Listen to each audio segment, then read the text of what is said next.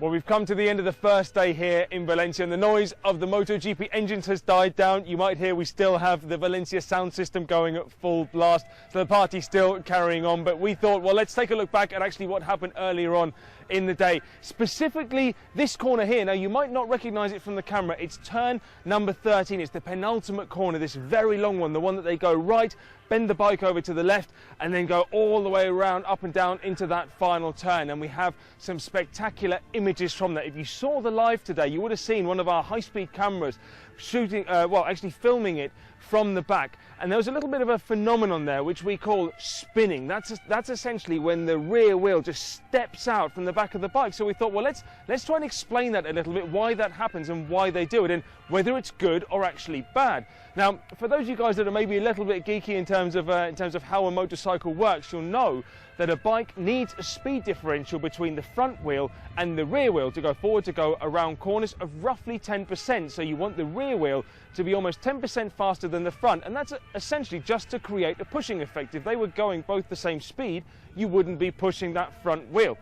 But when you come into a turn, especially one like this, you want to take it that one step further. So let's think, you enter the corner, then you bend the bike in, you steer it, and then you will see, especially with the Hondas, you know, someone like with Marc Marquez, really spectacular how the back just steps out. So they will apply gas in a controlled manner. So they will actually have a controlled oversteer. So that means creating even more spin at the rear. So the speed differential between the rear and the front will be far more, it will be more than 10%, meaning that you actually have less grip on the rear, but what you're doing is you're steering the bike into the turn.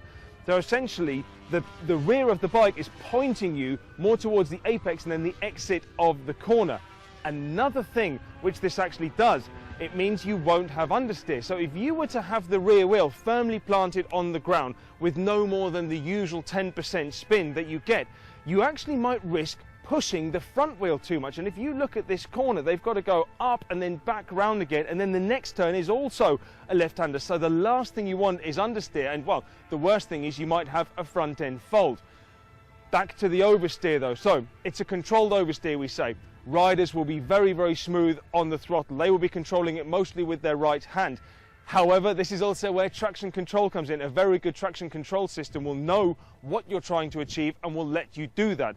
Because if the rider should just, if you should oversteer a little bit too much, should the rider cut the gas a little bit too enthusiastically, should the traction control cut the gas a little bit too enthusiastically, that's when you'll all of a sudden slow the rear wheel down. It'll get more grip, but that's then when you're going to compress the suspension, and that's when you really risk kind of a bumping movement on the rear, or worst case scenario, a high side. And you will see that when they shut the gas, you'll see the bike just moving ever so slightly. So it's also a real challenge for the team to get the traction control just right, for the riders to be super smooth on the throttle, and of course the suspension technicians to get that rear shock set up perfectly for that. Now, I hope you've enjoyed this little bit of information. It's probably not going to tell you who's going to go quicker tomorrow, but you know, for once we just thought, let's show you something spectacular and explain it to you.